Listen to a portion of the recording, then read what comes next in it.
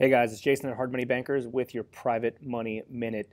Today is a very interactive topic related to market trends and what is going on today in our local market.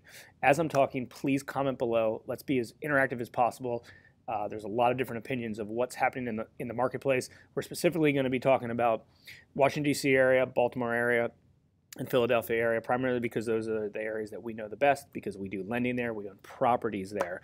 But no matter where you are and no matter what market you're in, if you could comment below and talk about whatever your opinion is related to what's going on in the market, it would be extremely useful. I really want to get this video to go pretty viral so other real estate investors, all of us watching, myself included, can really get a grasp around what's going on in the marketplace so we all make good investment decisions. Now, first off, I believe that no matter what the market's doing, there's always opportunities to buy properties, buy rental properties, invest in real estate. So we can get that out of the way. It doesn't matter if the market's at the top or the bottom. There's always good deals out there, and there's always investments that can be made that are profitable.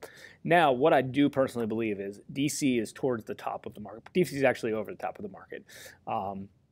I see that kind of firsthand just by the types of loans that we're doing there. The borrowers are working on very, very slim margins, and they have been working on very, very slim margins over the last few years, except that recently they're not as selling for premiums like they were before. So, for instance, properties in Petworth, for instance, hey, they're worth 600 or 625, they're selling for 635 or 650 or 675 or maybe even higher. I feel like now those areas are capped down to, hey, this is what the market's bearing, and this is what they're going to sell for.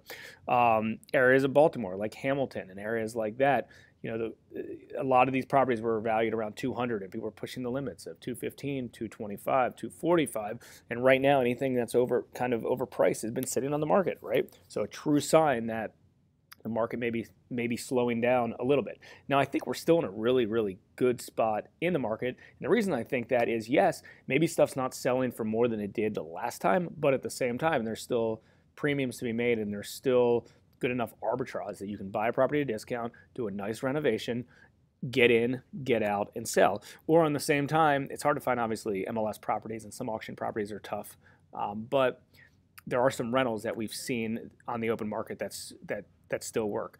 Sometimes the rentals work great in a market like this because there's not that much equity for an investor to buy, but there's still, to buy a property and have that much equity to flip, but there's still distressed properties enough that a homeowner can't buy. So an investor that comes in, does some little fix up and puts it on the rental in the rental portfolio and gets 20% equity plus good cash flow, hey, that's a pretty good investment. And those are the types of deals that a lot of people have been seeing these days.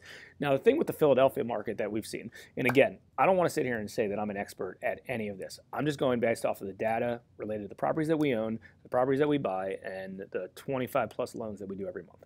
In the Philadelphia market seems to be about a year behind the DC and Baltimore area. And my reasoning behind that is we've been doing some loans and giving some borrowers 100% of acquisition, 100% of construction, and they're selling it for over what we ARV'd it in.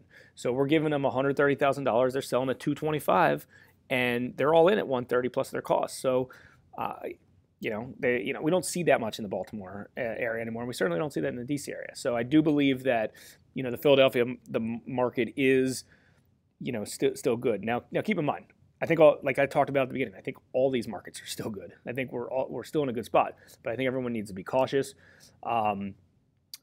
There's some red flag signs related to there's a lot of capital available in the marketplace. There's a lot of newer companies jumping in, financial companies deploying capital, a lot of real estate investors that want to get in the game. Whenever the market is towards the top, you see a lot of the info marketers and the gurus come out of the woodworks and try to sell products, informational products of how to buy stuff, and that's because it's in the news. Real estate's hot, hot, hot, hot, hot, hot, hot. Obviously the best time to buy is at the other spectrum of the market in 2008, 2009, 2010, work your way up. So these are all signs that we've kind of seen internally. I want to share that with you, but more importantly, I would love for you to help the rest of the community and the rest of our group and share your thoughts as well. It doesn't matter what market you're in. I really want to hear it. I want to know what types of properties you're buying, if they're flips, if they're rentals. Keep it to the residential stuff because that's what the majority of us are focused on right here, right in this space.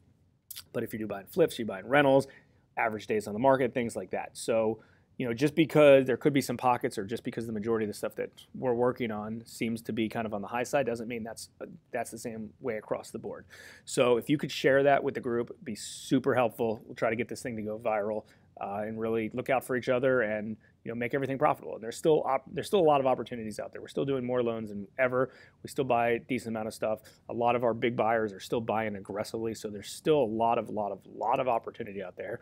And just like any market, be cautious. Maybe base it off the 200 ARV and not the 225 ARV that you hope that you're going to get.